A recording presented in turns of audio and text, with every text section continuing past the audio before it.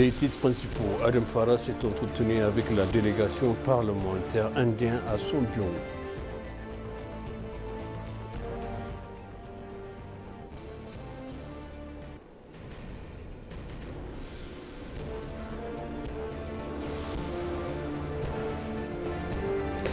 La ministre de la Défense, Aïcha Mohamed, a annoncé la création d'une force de défense puissante dotée de technologies modernes.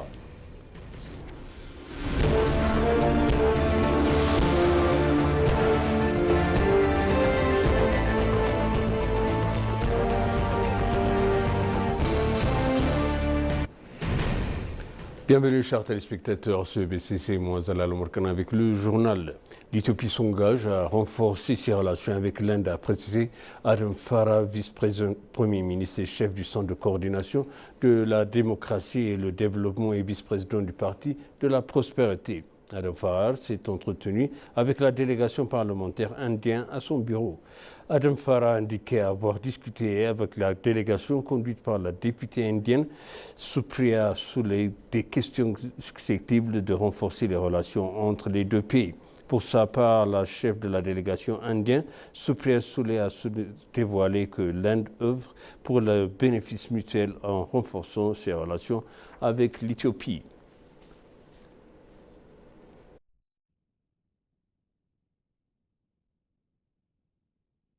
Le président de la Chambre des représentants du peuple, Tagesset Jafo, a discuté des questions renforçant les relations entre les deux pays avec une délégation conduite par le parlementaire indien Supriya Sule.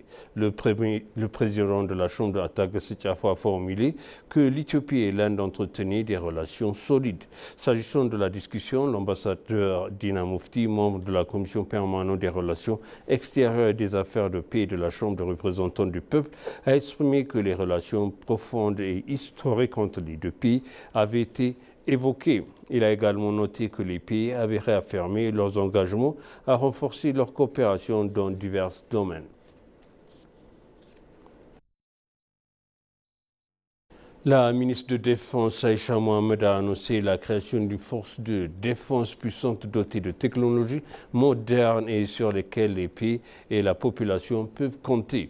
Elle a souligné la réforme réussie des institutions de sécurité et de sûreté, y compris la force de défense après la Révolution nationale, et a exprimé que les militaires et les héros constituent une noble profession qui paie la paix et l'unité souveraine du pays. Elle a également parlé que l'armée avait renforcé la paix et la sécurité du pays en prenant des mesures décisives contre ceux qui tentent de renverser l'ordre constitutionnel par la force.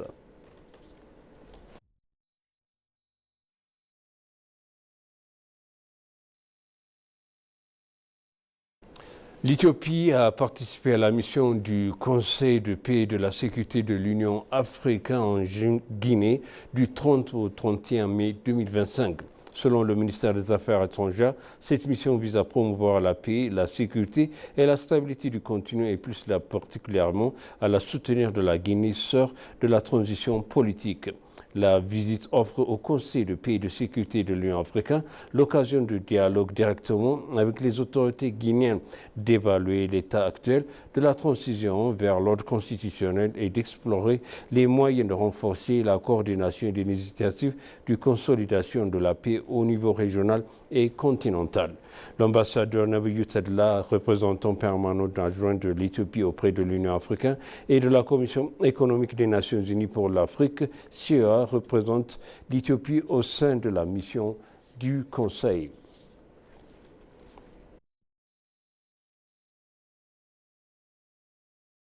Le commissaire général de la police fédérale éthiopienne, Demellash Gebremichael, a annoncé que la construction et de la mise en œuvre du prochain poste de police intelligence et autonome ici à Addis Abeba.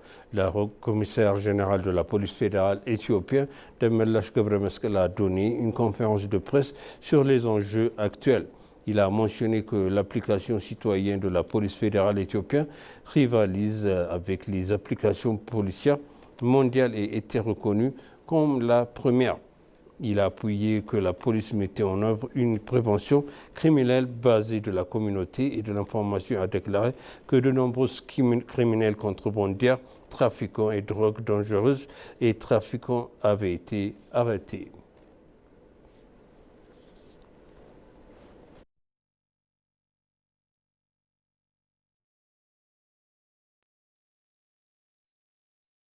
Le ministre de l'Eau et de l'Énergie, Abdamou Tafa, a déclaré à l'ENA que l'un des principaux efforts pour atteindre les objectifs est le développement des infrastructures. L'Éthiopie joue un rôle premier dans la construction d'infrastructures énergétiques reliant les pays de la région. Le ministre a également souligné que cette initiative s'inscrit dans la ligne de l'agenda 2063 de l'Union africaine qui envisage une Afrique intégrée, prospère et pacifique portée par un développement axé sur les infrastructures. Le ministre Abdamou a également précisé que l'Éthiopie continue de mettre en œuvre les accords d'approvisionnement et de l'électricité avec le Soudan, Djibouti, le Kenya, renforçant ainsi son rôle de pôle énergétique régional.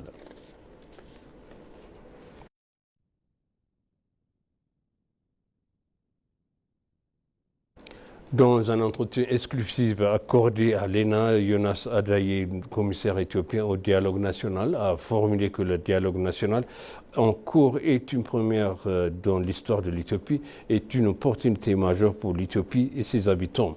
Le dialogue national a débuté au niveau local avec le chef régional, les jeunes et les femmes, entre autres. L'Éthiopie prend des mesures audacieuses pour résoudre ces problèmes multiformes en menant un dialogue national historique impliquant tous les segments de la société.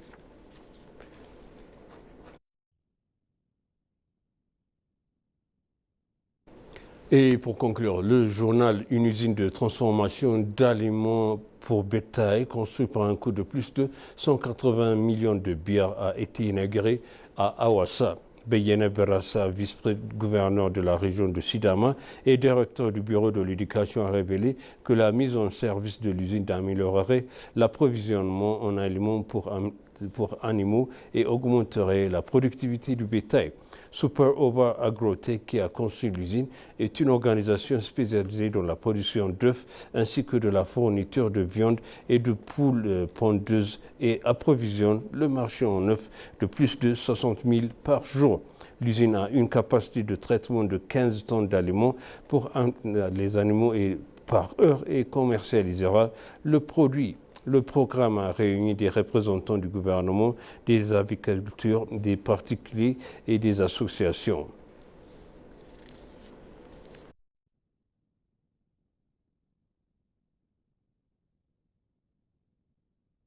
Et maintenant, je rappelle les titres principaux. Adam Farah s'est entretenu avec la délégation parlementaire indienne à son bureau.